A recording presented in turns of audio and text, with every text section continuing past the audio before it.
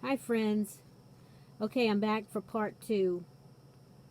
So I continued listening to Isaiah, and I get to chapter 10, verse 33, and it says, "Behold, the Lord of hosts, will lop off the bough with terror. Those of high stature will be hewn down, and the haughty will be humbled. He will cut down the thickets of the forest with iron, and Lebanon will fall by the mighty one." So that was just more of the vision that I heard on the video where she said the tops of the trees were lopped off. So it was like I was hearing her vision in Isaiah. And I just find that more and more the Lord is confirming things in His Word. He's always done that with me. More than any other way. I see numbers sometimes, and I really don't know what they mean other than, I'll look them up in Strong's, and sometimes the meaning has to do with what I'm going through or what I'm reading at the time. But the next thing that happened I wanted to tell you about is I continue reading Isaiah also. Okay, so since I'm listening to it at night, I thought I'm, I'm in the chronological Bible, and it just so happens that I'm in Isaiah now.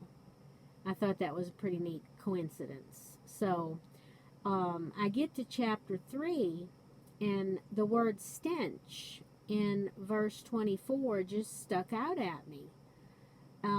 So I'm asking the Lord, or are we a stench in your nostrils? Because I've heard Christians, other believers, testify this. And, warning dreams, warning visions about the United States and destruction coming, and that the U.S. is a stench in God's nostrils. And so I asked him, I just wanted to know, I'm expecting an answer. And so I continue reading, and I get to chapter 5. As you can see, I've got it here.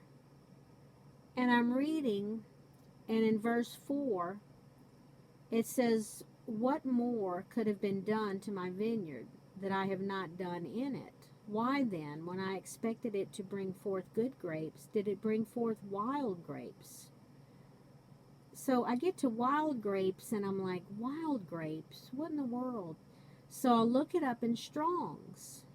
And unbelievable, okay? It's H891, poison berries. And then you scroll down, you click on that number, and it leads you to another. You know how Strong's is. Um, the next number it led me to was H887, the word it comes from. Stinking things, a stench. And I'm like, what? I just, I had just prayed about it. I just asked him about this nation being a stench in his nostrils. And, I mean, 2 chapters later, he's answering me with leading me to look up wild grapes. I don't look up every word. I'll read and until I come to something. Sometimes if I don't understand it, or I think, well, you know, sometimes it's not what we think it is. We'll look it up, and in Strong's, like wild grapes. I would not have thought that that was a stench or that was poison. So I take it as a definite warning that God is just confirming this to me, that yes, this nation is a stench in his nostrils, and he's getting ready to judge it. He's getting ready to bring judgment down upon it. And we need to be in prayer. We need to be seeking him with all our heart, praying for those we love who are on the fence and lifting them up. But I just wanted to share this because it really got to me. It was such a quick answer to prayer. And I just thank him. He's so good. He's so wonderful. I'm nobody. I'm nothing. And he's talking to me in his word, just like a friend would talk to me. So I encourage you to just get into his word. Just dive in and seek him with all your heart and ask him. He'll guide you. He'll lead you. He'll tell you anything you want to know. He said to seek me with all your heart. Ask me, and I will show you great and mighty things that you do not know, in Jeremiah 33:3.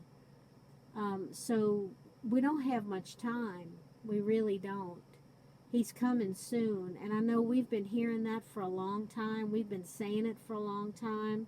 There's a lot of scoffing and mocking about it, but it is going to happen. It is going to happen one day, and I believe it's going to be soon.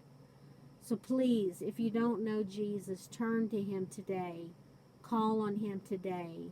Today is the day of salvation. God bless you, and I hope you take this to heart.